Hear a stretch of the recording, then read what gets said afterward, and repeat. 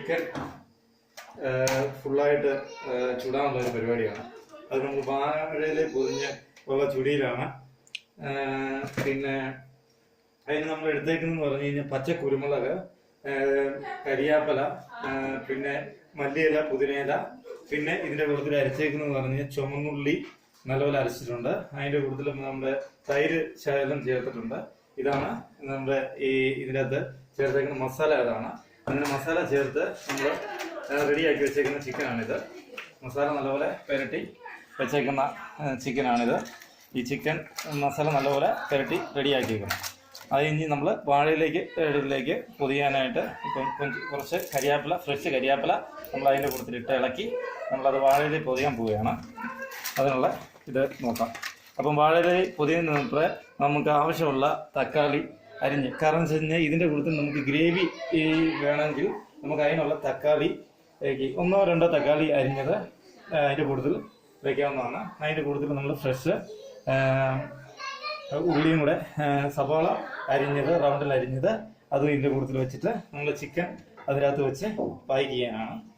അപ്പം അതിൻ്റെ അകത്തേക്ക് നമ്മൾ മസാല തേച്ച് വെച്ച ചിക്കൻ നമ്മൾ അതിൻ്റെ അകത്തേക്ക് വയ്ക്കുകയാണ്. അതിനകത്ത് വെച്ച് അതിനെ മണ്ടയ്ക്ക് നമുക്ക് ഒരു 2-3 സവാള വയ്ക്കാം.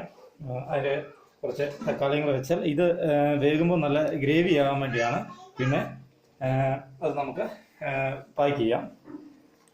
നമുക്ക് നല്ലപോലെ അത് ഇലയിൽ പാക്ക് ചെയ്ത് നമ്മളത് ഫോയിൽ പേപ്പറിൽ പൊതിഞ്ഞ് വയ്ക്കാനാണ്.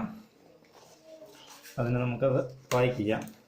അത് കഴിഞ്ഞിട്ട് നമുക്ക് നല്ല മസാല എല്ലാം അതിനകത്ത് സെറ്റായി പിടിക്കാൻ വേണ്ടിയാണ് നമ്മളിങ്ങനെ ചെയ്യുന്നത്.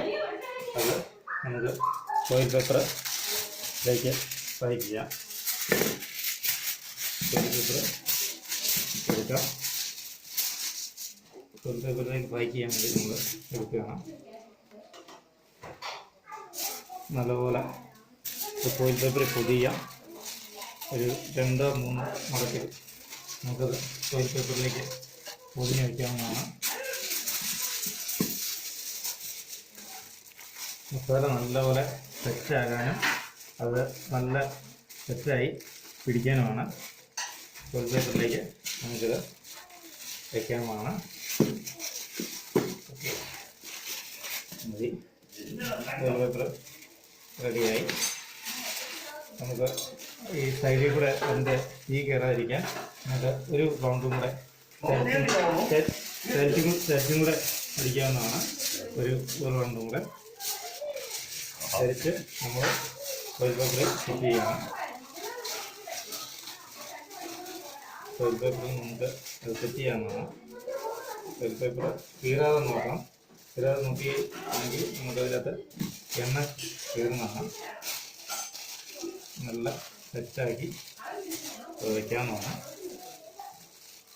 അങ്ങനെ പാക്ക് ചെയ്ത് രണ്ട് ചിക്കൻ ഇപ്പം നമ്മൾ ഫുള്ളായിട്ട് പാക്ക് ചെയ്ത് വെച്ചു. ഇനി അടുത്ത ചിക്കൻ പാക്ക് ചെയ്യാം. എന്നിട്ട് നമുക്ക് കനൽ കൂട്ടിയിട്ട് കനലിലിട്ട് ഇത് വേവിക്കാം.